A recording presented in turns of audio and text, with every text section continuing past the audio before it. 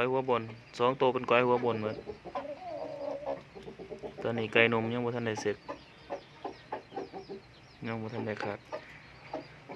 เห็นเตะน้อยหนึ่งแต่บ่ทันน่ะจับตาปานใดลอยดีจำงามไก่ตัวนี้รูปทรงงามดีส่วนตัวนี้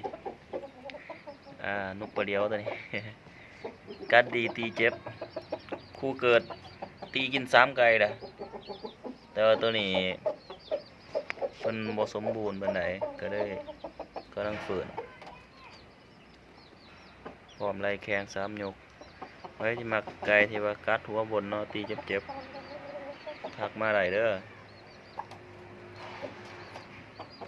มีคลิปให้พิจารณาตัวนี้ไก่ไม้กัน